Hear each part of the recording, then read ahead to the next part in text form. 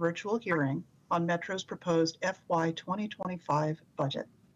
With me today is Metro's Chief Financial Officer, Yetunde Olumide, and Board Corporate Secretary, Jennifer Ellison.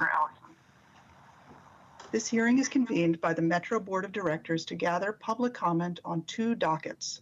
Docket B 24-01, Metro's proposed FY 2025 Capital Improvement Program, and federal FY 2025 grant applications, and Docket B 24-02, Metro's proposed FY 2025 operating budget and associated fare and service proposals. Notice of this hearing was made by publication in the Washington Post, and ads were placed in El Tiempo Latino, the Korean Times, Washington China News, Washington Afro-American, ATRA, and Daine, as well as through social media in English and Spanish. Signs were placed in all rail stations, on buses and Metro Access vehicles, and ambassadors provided information at select high ridership bus stops. Notice was also made online and sent to all jurisdictions within the Metro compact area and to area libraries. We're looking forward to hearing from everyone who's joined us this afternoon to provide testimony. Before we take testimony, we have a brief presentation from Ms. Olumide that provides details on both the initial proposal for Metro's FY 2025 budget and a revised proposal that depends on additional funding from the jurisdictions Metro serves. Ms. Olumide. Thank you so much. Good afternoon, Board Member Klein and members of the public. My name is Yetunde Olumide. I'm the Chief Financial Officer of the Washington Metropolitan Area Transit Authority. This afternoon, I will present the original FY25 proposed operating budget and 6-year capital improvement program, and our revised proposal released last month that takes into account preliminary financial commitments from Metro's jurisdictional partners. Next. First, I'd like to cover the context of Metro's FY25 budget. Since last summer, we have shared that Metro must confront an unprecedented $750 million budget deficit in the coming fiscal year, beginning July 1, 2024. Ridership and passenger revenue, while improving, have not fully recovered and are at further risk if severe service cuts are needed to close the deficit.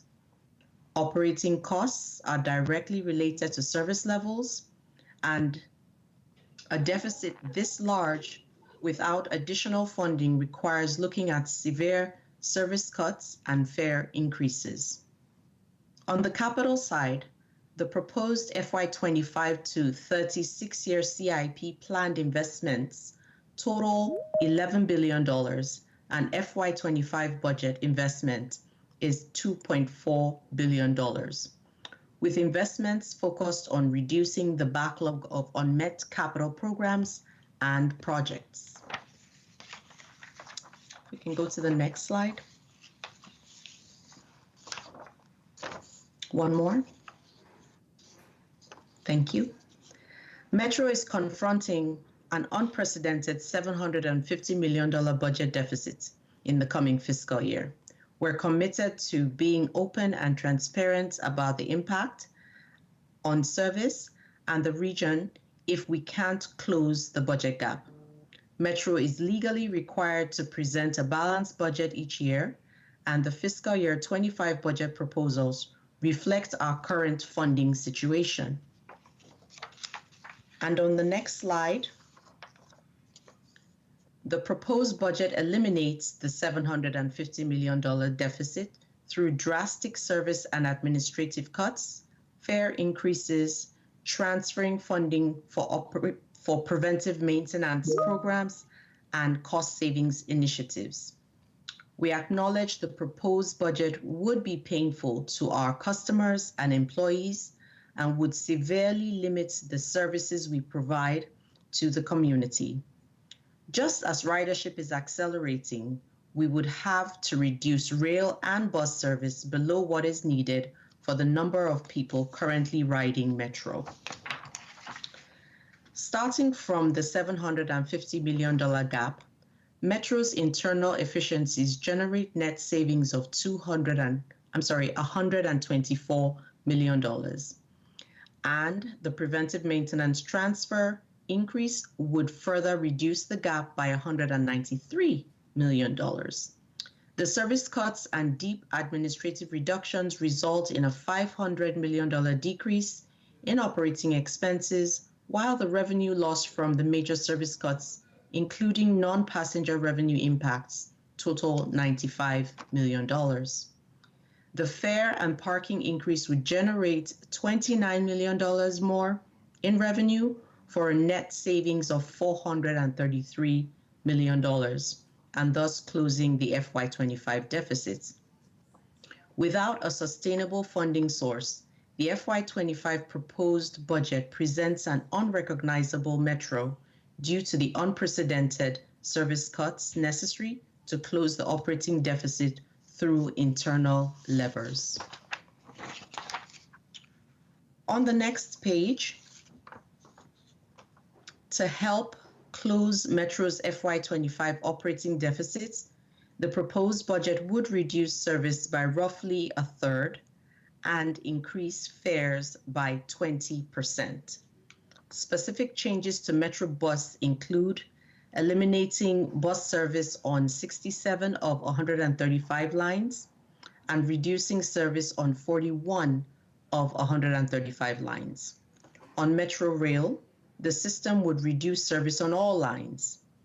It would also include 10 p.m. system closure, 10 stations as well would have to be closed, and there would be red line and silver line turnbacks. On Metro Access, the service area would be reduced based on the reduction to fixed route network. Metro would also increase fares and parking rates by about 20%. Now on to the revised proposed budget on the next slide, and one more.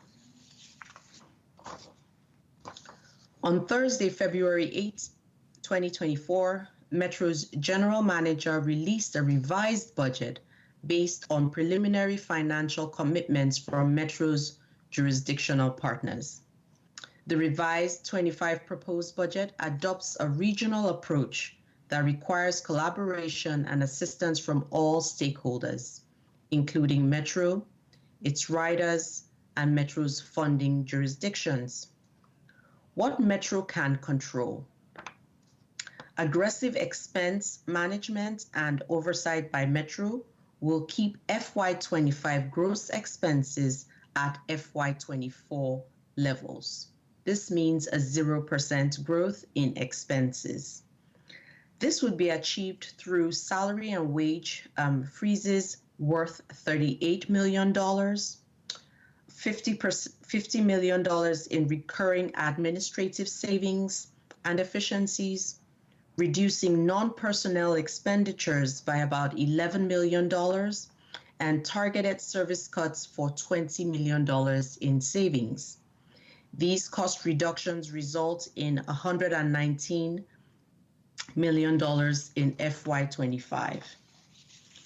To fully close the FY25 operating deficit, the revised FY25 proposed budget includes $104 million in preventive maintenance transfers.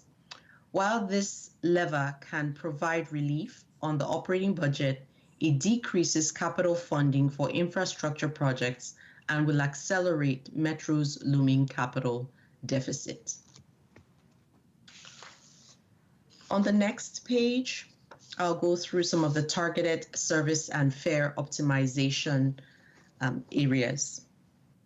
As part of its forward-looking plan, Metro will optimize service through targeted rail and service cuts and a redesigned bus network focused on delivering the most useful network with available resources. On Metro Bus, in FY25, instead of severe service cuts on bus, FY24 service levels will be maintained.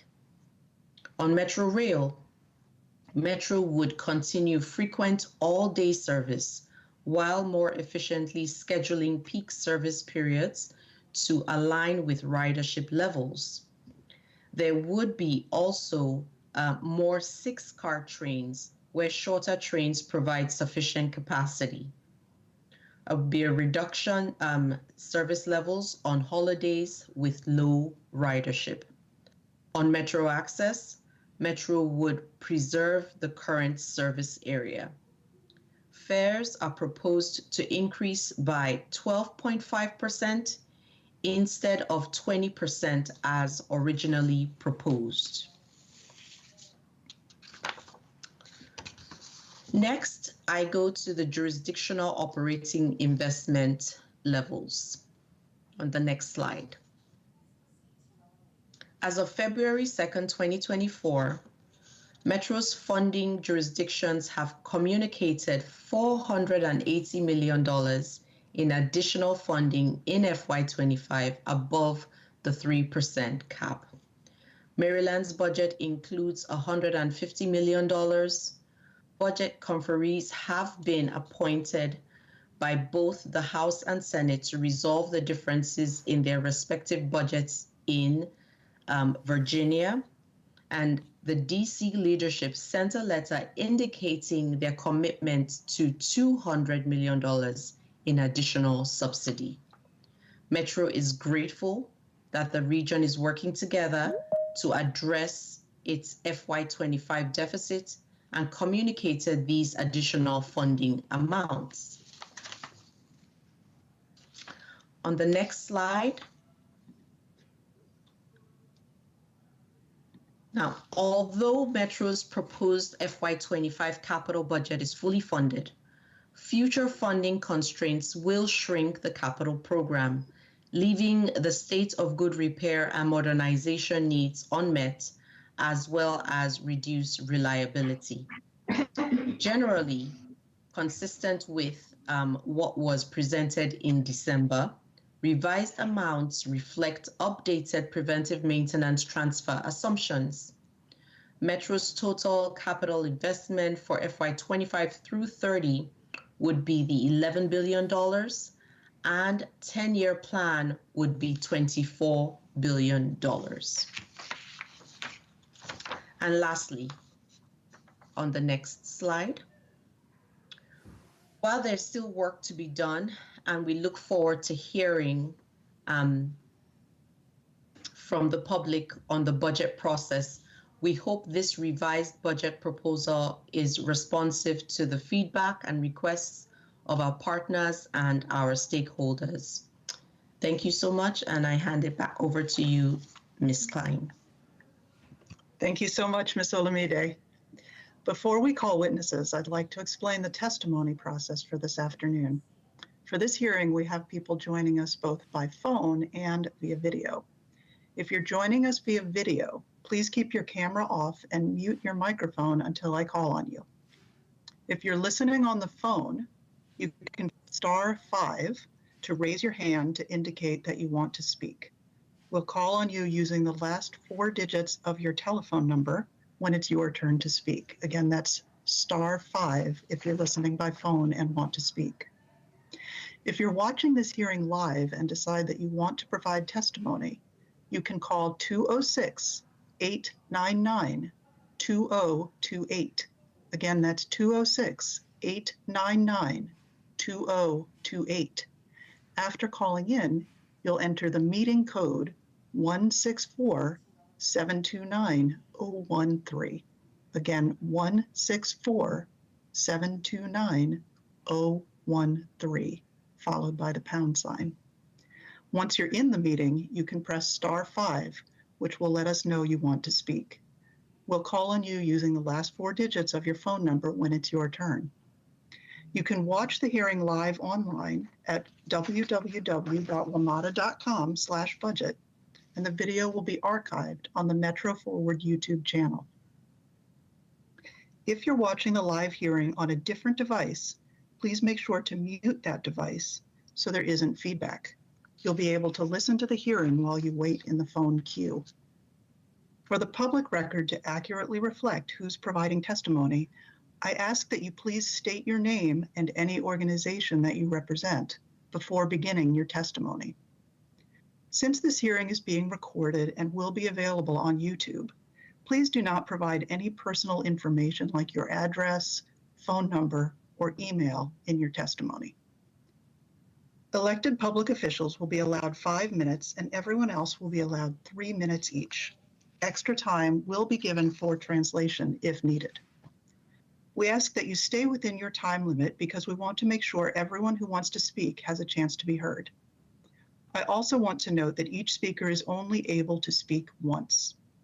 While you may have the option to rejoin the speaker queue, we cannot accept additional testimony at this hearing. I want to take a moment to recognize that this is where we listen to you. This is your opportunity to comment on the proposals, and we are here to listen. We will not be able to answer questions during your testimony. Your comments will become part of the public record that will be reviewed by the Metro Board of Directors. Changes to the options presented today may be proposed in response to testimony received and subsequent staff analysis. And now it's time to call the first witness. As a reminder, please tell us your name and any organization you represent before you start speaking. And I will just ask the board corporate secretary, should I go ahead and call the first on the list for the online video speakers? Yes, but I'd like to make a reminder for those of you not speaking right now, please turn off your cameras. I see a couple folks on camera, so if you guys don't mind, just going ahead and shutting those cameras off for us. Thank you very much, Ms. Ellison. So I'll go ahead and call our first online speaker, Heidi Case. Heidi, you can go ahead.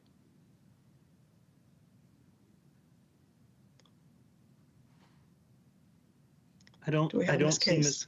Case on the call, so I think we can go to the next speaker. Okay, we'll go to the next speaker, Mr. Kevin O'Brien. Mr. O'Brien, are you with us? I am indeed. Great, please go ahead.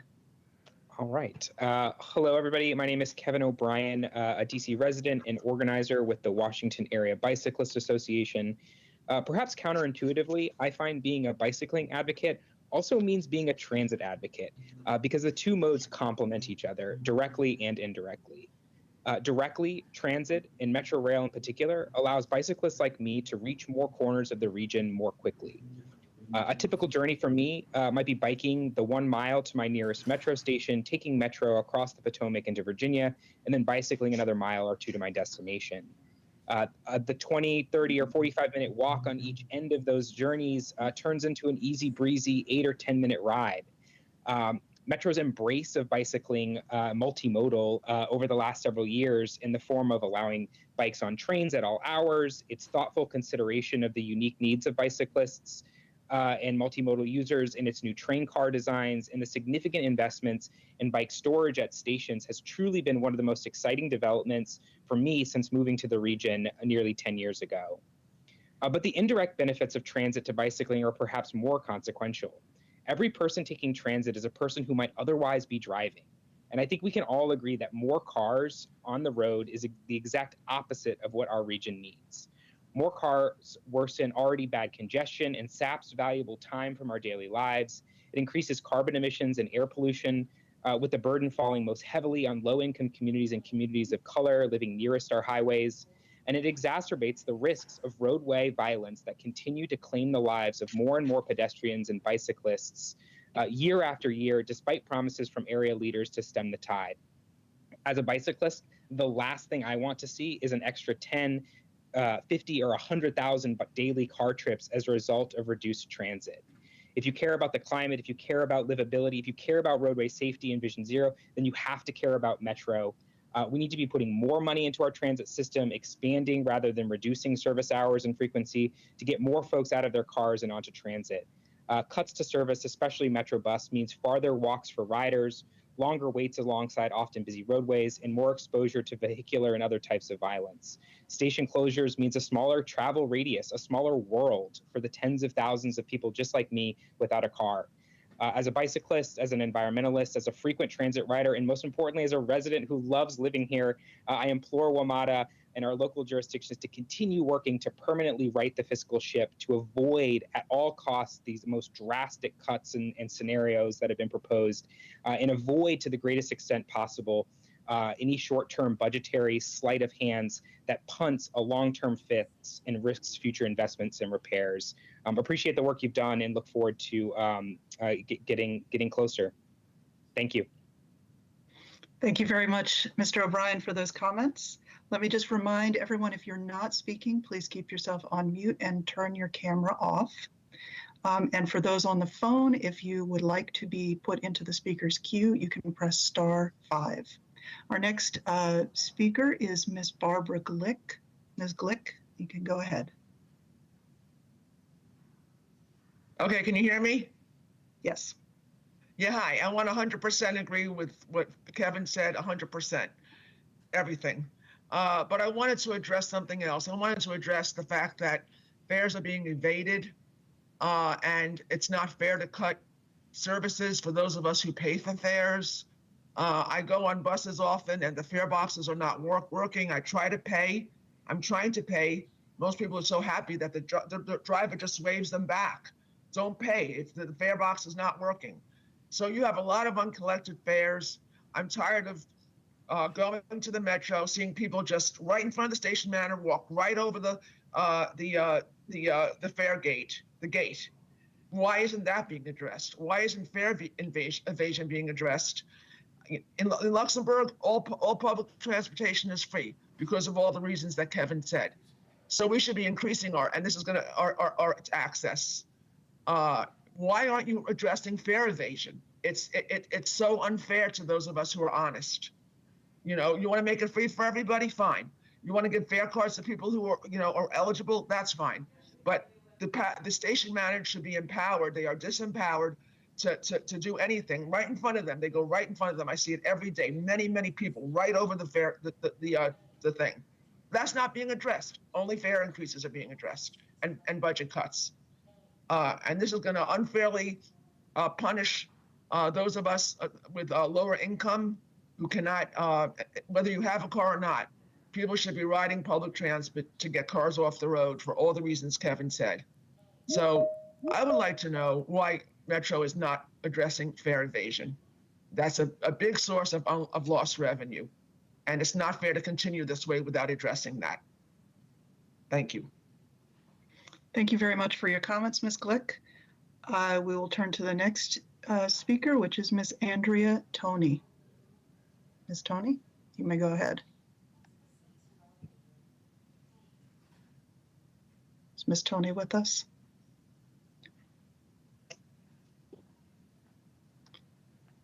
Okay, So we may have a... Oops, sorry. In the meantime, can we ask Mrs. Small to turn your camera off, please? Excuse me. What name did you say? Andrea Toney. Okay, this is she. Okay, thank you. Okay. Thank you. I couldn't hear you. Okay, my name is Andrea Toney, and I'm the chair of the Adults with Developmental Disabilities Citizens Advisory Committee. We're a volunteer advisory committee created by the Maryland legislature, and we're based in Prince George's County. We vehemently oppose the proposed Metro bus cuts in Prince George's County and resulting Metro access cuts, particularly in the Bowie, Mitchellville, Upper Marlboro, and Laurel areas. We believe these cuts fly in the face of transit equity, since the proposed cuts will create transit deserts for whole zip codes in places like Mitchellville and Bowie. We understand that Metro access service is tied to fixed route service and cannot fathom that WMATA planners have proposed cuts where Prince George's County citizens simply do not have any other alternative for transit service.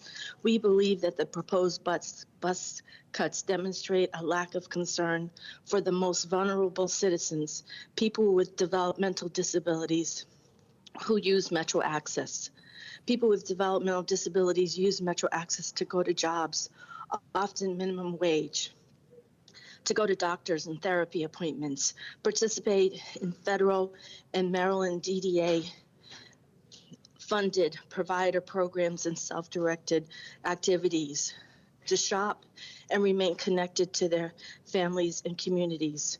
We understand that simply cutting bus service might seem efficient, but cutting bus service to whole zip codes in Prince George's County will result in the creation of transit deserts, where citizens in Prince George's County who rely on a bus or use Metro Access will not be able to retain jobs, go to doctors or therapy appointments, go to grocery stores, or do anything except stay at home.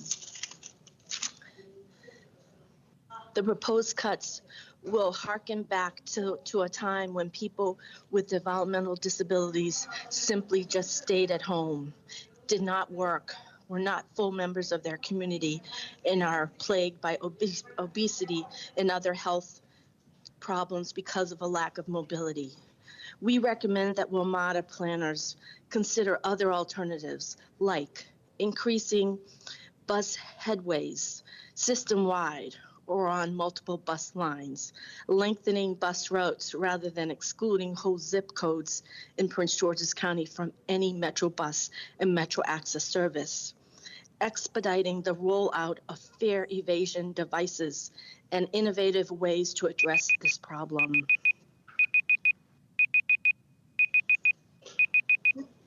I guess I'm just you could wrap up your comments. That would be helpful. Okay. We believe that no municipality would simply recommend cutting police, fire, hospital, or other needed services for citizens in a certain zip code or neighborhood, while other areas continue to receive these services. We do not believe that WMATA should exclude citizens in Mitchellville, Bowie, and other areas of Prince George's County from receiving any Metro bus and any Metro Access service as a cost-cutting measure. Transit equity matters. People with developmental disabilities matter. And WMATA should not create transit deserts. Thank you. Thank you, Ms. Tony. Thank you very much for your comments. Next, we have Mamie Small. Ms. Small, you may go ahead.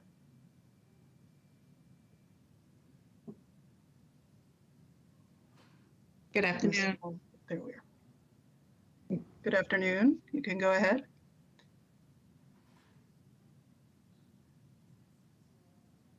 I think you're on mute, Ms. Small. Can we unmute? Can you hear me now? There we go. Yes. Yes, ma'am. And you can turn your camera back on. We'd love to.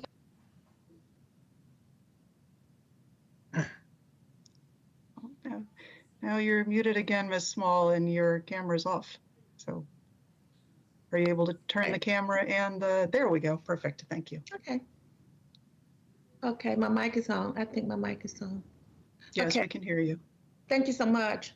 I just want to bring it to your attention that these lines and the times that you are cutting for the riders that might be working to help their families at night, and you're cutting the source of transportation at night, what kind of transportation can be provided for them to be able to get to and from work at night after hours or on weekend?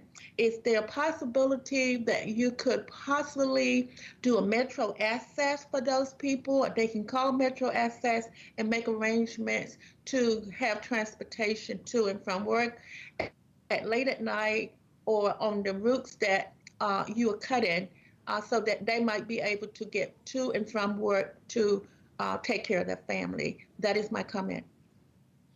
Thank you very much, Ms. Small. Next, we will turn to Matthew Girardi. Mr. Girardi? Yes, thank you so much. Good afternoon, all. My name is Matthew Girardi. I'm Political and Communications Director for ATU Local 689, and I'm here to speak on docket number B2402. Local 689 represents over 15,000 transit workers and retirees across the DC metro area, including over 9,000 dedicated and hardworking WMATA employees. As we all know, our members and our region faced unprecedented challenges over the past few years. Nonetheless, transit workers have faithfully stayed on the job and kept our region afloat, even through the worst pandemic in over a century. Since then, we have seen reduced ridership, record inflation, increases in violence, and a system pushed to the fiscal brink with a state deficit hundreds of millions of dollars deep. We have been the essential workers to the essential workers. Let me be clear. Finding the solution to Metro's long-term and systemic funding problem is essential. It must include regional dedicated funding, as well as finally putting real commitments to operating assistance on the table from the federal government. However, the solution cannot and must not fall on the backs of working class people. It cannot fall on our members who have been deemed frontline heroes. Additionally, it cannot fall on working class people who need reliable service to pick up their kids, to get to work, and to navigate this region. Let me be clear. Indefinitely freezing wages for transit workers is a short-sighted and reckless proposal in this budget. Telling your workers that their pay is frozen until further notice in the midst of a national CDL shortage and an upsurge in violence towards transit workers is a recipe for disaster. Newer workers will go elsewhere to find jobs with guaranteed pay raises and more safety. Older workers will retire. Thus, we will undoubtedly be facing a shortage of operators, mechanics, and station managers that will translate into service cuts for the public. On a similar note, another proposal on the table is taking $165 million in preventive maintenance funds to cover holes in operations. This practice is dangerous and risks the lives and security of riders, workers, and the system alike. I'll also say that the large fare increases of between 12.5% to 25% will hit low-income, working class, and middle-class people the hardest. We need Metro to push as hard as it can to make sure that every elected official in this region knows how vital it is to fund Metro fully and without these measures, including our federal partners. Local 689 members run a world-class and vital public service. Let's not fund it like a low-grade priority. Thank you.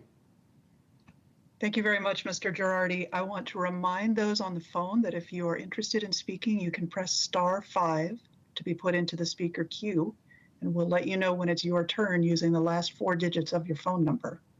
Our next speaker is Michelle Mulligan. Ms. Mulligan, you can go ahead.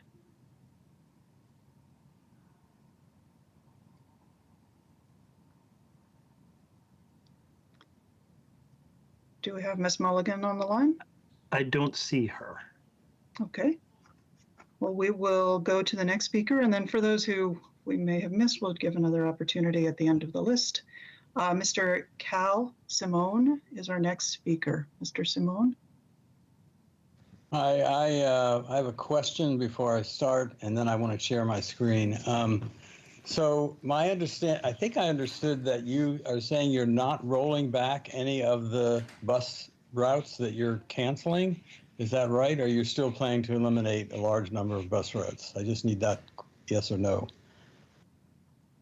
question answered. I believe we're only meant to be taking a comment today rather than engaging with questions.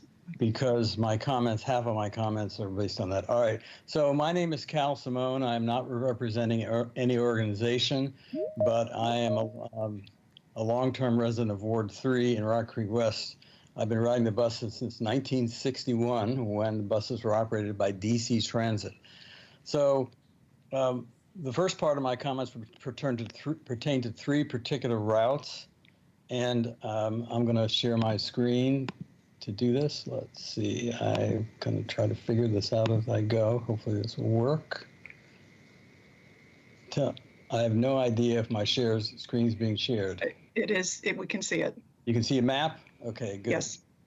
All right, so the first one is the M4, which you've probably gotten comments from before. Here is the before picture of our service. This is, I think, prior to the pandemic. We had at this point, we only had 3 routes going through our area. This area up here, which is about to be turned into a bus desert, had the E4, the M4, and the E6. The E6 is gone, and I'll let others comment on that. But you're proposing removing the M4, which now runs down Nebraska Avenue and all the way to Sibley. First of all, eliminating access to Sibley Hospital with that and the removal of the D6. There's no bus service, no DC bus service to Sibley, which this neighborhood up here that I'm circling my mouse around is the highest concentration of seniors in the area. Many of them live in individual homes. Some of them live in apartment buildings, but they rely on transit. The M4 is also used by school kids, as was the E6 and the E4. Well, that leaves us in the new map with just one route, which is the E4. And I also want to make sure that the E4 stays routed along McKinley Street and not rerouted to Military Road, because that'll make this whole area, this whole triangle up here. So you have this big area, which will turn into a bus desert, and then this one down here near Sibley, it will be a bus desert as well. So those are my comments about those individual. There's one more route, which is the L8. I don't have it on the map, but it's also gone from the new plan. There's no way to get from the district up to Kensington, to Kaiser, for example. There's no easy way to get to Wheaton or Aspen Hill without having to do it. And lastly, many of the changes require a bus to a metro, perhaps to another metro, to another bus. I mean, to get from here to Wheaton would require a bus from here, go around Red Line all the way to Wheaton. It's nuts. So that's the first thing. I'm going to stop sharing my screen. How do I do that? Stop sharing. Okay.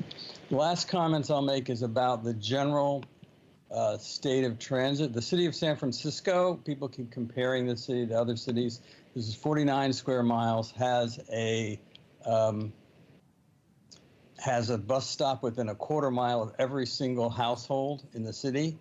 I would love to see a bus that just snakes through Chevy Chase and snakes through some of these other areas, that just runs every 20 or 30 minutes, that goes through the neighborhood, just picking up people and taking them to the nearest metro station. That would be great. Say in this case, it would be Friendship Heights. Lastly, if the mayor wants to reduce the reliance on cars, it cannot reduce bus service. We cannot reduce service nearly entirely to the largest concentration of seniors who depend on those cars. And as another speaker said before, bicycle service in those other cities, San Francisco, New York, only works if you have a robust bus system. Because Mr. Simone, I'll ask you to go ahead and wrap up your comments, please. That's my final comment, that the robust service is needed to support the bicycle network as well. Thank you. Thank you very much. And also, I always appreciate maps, so thank you for including those. We're going to turn to Tanika Martin next. If Ms. Martin is on the line, you may go ahead.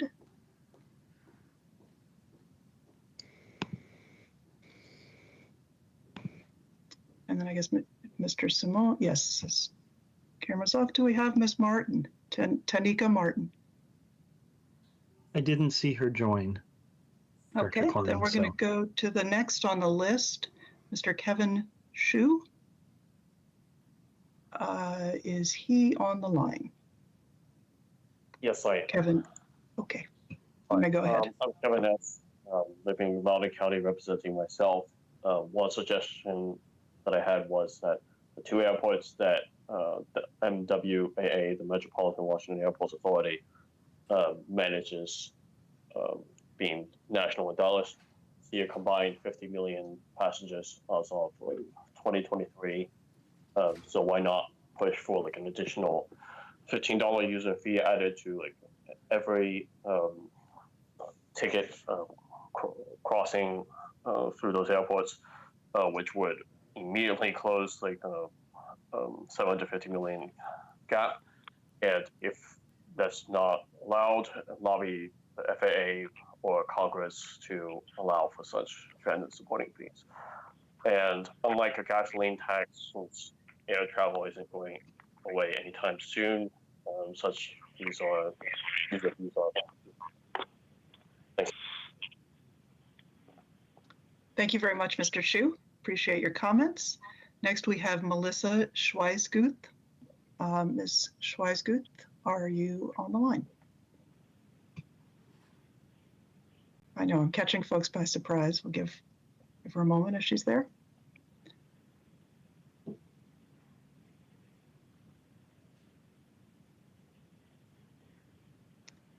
Okay, let's go to our next speaker. We'll circle back and double check again.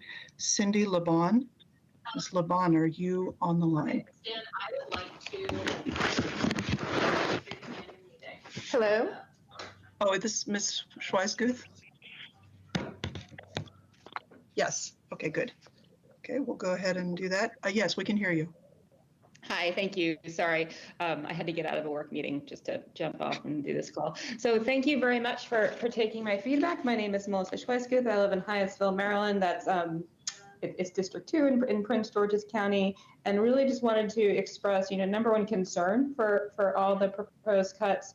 And I want to let you know, I have been advocating and I continue to advocate for full funding for Metro from my state, getting my county officials also to support that. I'm very much a supporter of public transit. I count on WMATA to get to and from work. I wind up running and bike commuting a lot, but definitely, use it to get home. Have used the bus. Have been really excited to discover some of the bus routes. But I'm very concerned about the proposed cuts, particularly in Prince George is proposing to eliminate 67 bus lines total, and 22 of those are in Prince George's County.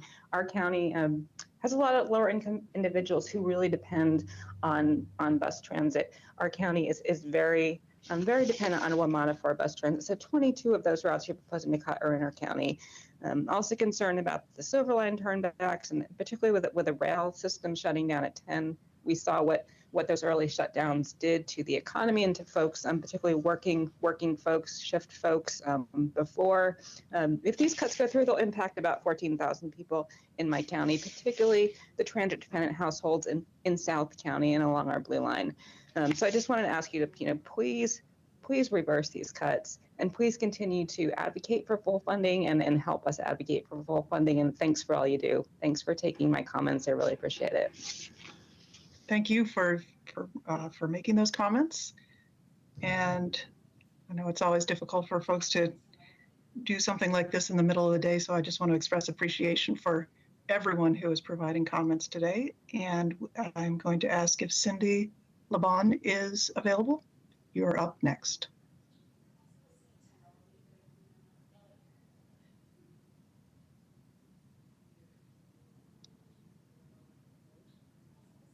Do we see Ms. Laban on the call? No, Director Klein, I don't. Okay. We do have one person that we missed earlier who is now joined.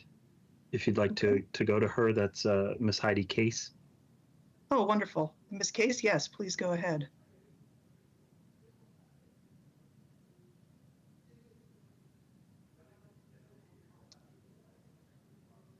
We may have caught you off guard again. You can go ahead and unmute and turn on your camera. There we are. I was desperately trying to, but now it's working. Thank you so much. My name is Heidi Case. I live in the district, Ward 2. I was on 10 years ago, 2013 to 2015, on WMATA's Accessibility Advisory Committee. I am a wheelchair user. Since then, advocating for accessible transportation is one of my primary focuses.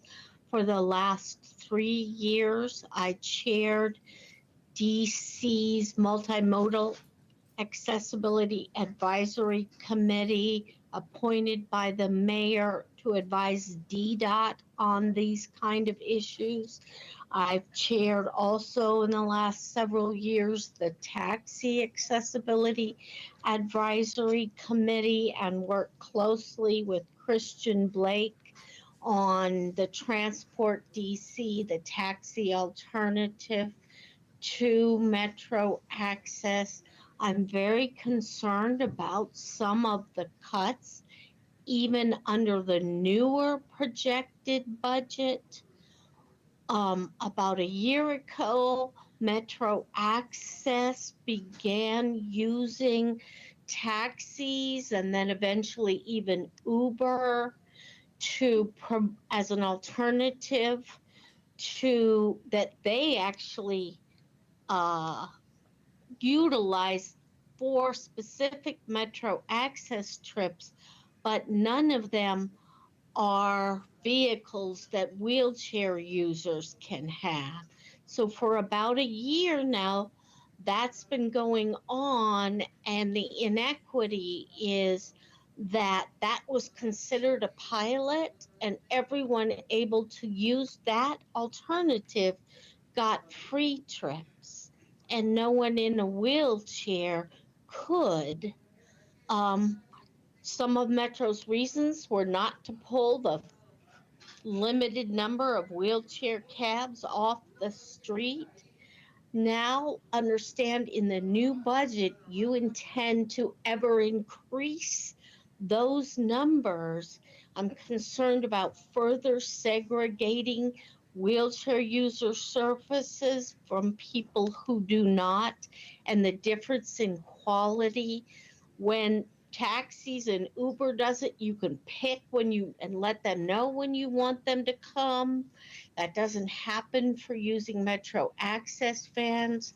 The concern I see in this newest budget about cutting escalator and elevator repair costs is concerning, because I do use public transit whenever I can. I hear the timer. I want to say it costs you $50 to take me on Metro Access, free if I take bus and rail.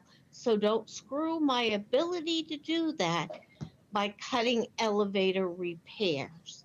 That's not even fiscally responsible. Thank you so much for letting me speak. Thank you very much for your comments. And again, I really appreciate everyone who has taken time to comment today. I want to remind those who are listening on the phone that if you want to speak, you can press *5 to be put into the speaker's queue. We're going to turn to the phone momentarily. We'll be recognizing you with the last 4 digits of your phone number. Before we do that, let me just check with the board secretary whether we have had either Ms. Mulligan, Ms. Martin, or Ms. Levon join us. Just want to make sure we're not passing over anyone. I do not see their names on our participants list, so I believe it is okay to go over to the phone. If that changes, we'll make sure they are ready to go for the following the phone calls. Thank you. Thank you. Thanks very much. Let's go ahead and turn to the phone. Excuse me. So whoever is calling in with the last 4 digits of your phone number, 7755, you can go ahead and unmute yourself and go ahead and start speaking. Good afternoon. Can you hear me? Yes. Yes. If you could speak up just a little. Good afternoon. My name is Asha Marsha. The biggest problem in this country is everything away from those that have nothing and giving it to people that have more. We cannot completely cut routes or stations because people will not be able to get to work or will have to walk hours. Some people are already walking much more than half an hour.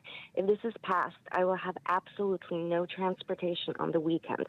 It is better to decrease service on routes and Metro rather than to eliminate them so that everyone can get to work. Similarly, fare evasion is the last thing we should be worried about. People do not evade because it is fun to jump the gate. They do it because they need to get to work. The point of public transportation is to commute people, not to harass the poor. Again, it is better for it to be a little bit harder for everyone than to completely cut some people off. It is ridiculous we're even having this conversation. We all, including the leaders of transportation, need to make so much more noise about taking military money and giving it to transportation. Vote for Marianne Williamson for president.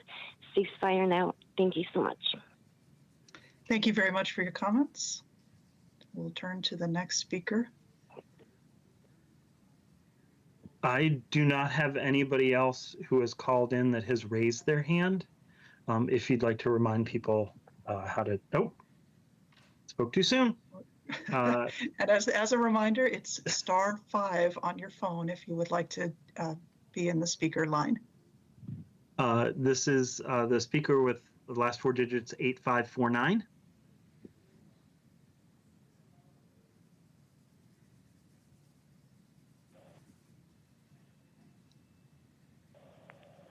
Hi, my name is Terry Powers. I'm a board member of the Sligo Creek chapter of the NFB of Maryland. My big concern is Metro access. There are very many people that depend on Metro access to get to work, to get to medical appointments, to get to activities like meetings and social activities. That's the word I was looking for there. And Metro access depends on where the bus route is in regards to your home. And we cannot afford to get these routes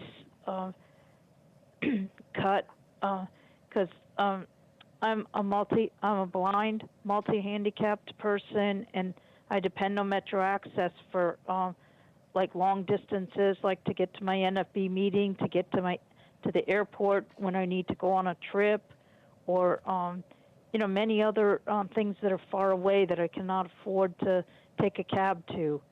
And I agree with almost everything that's been said here today.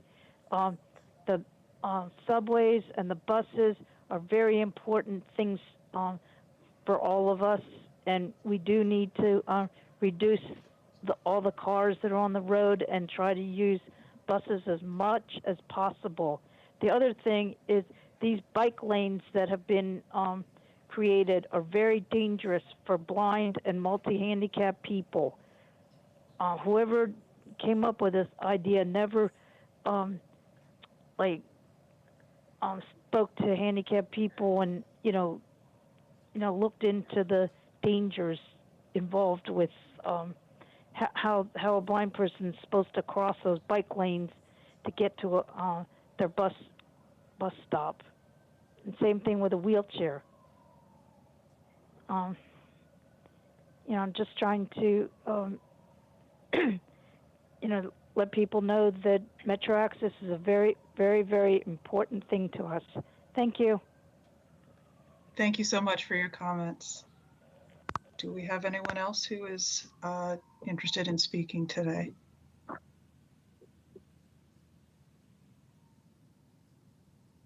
As a reminder, it's *5 on your phone.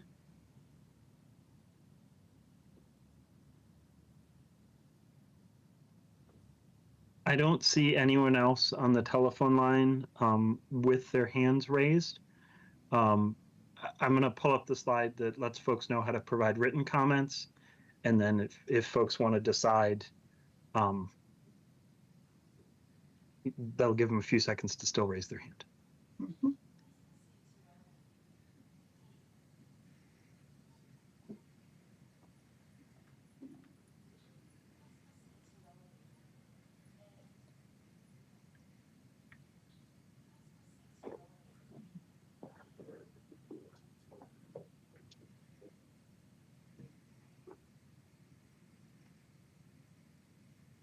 Director Klein, would you like to go through the? Yeah, I'll go ahead and read through the instructions for submitting written testimony, and then we can just make sure that we have all our comments completed, and then we will conclude the hearing.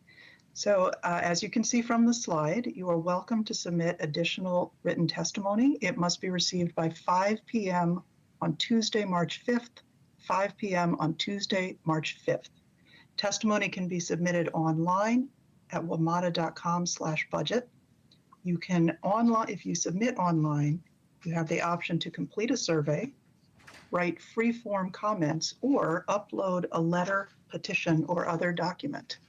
You can also mail your testimony to the Office of the Secretary, WMATA, WMATA, at SECT 2E, P.O. Box 44390, Washington, D.C. 20026-4390. Please reference FY25 budget in the subject line. Again, all testimony must be received by 5 p.m. on March 5th. We encourage everyone, if possible, to submit your comments online. Let me pause there and see if there is anyone else who wants to speak at this hearing today.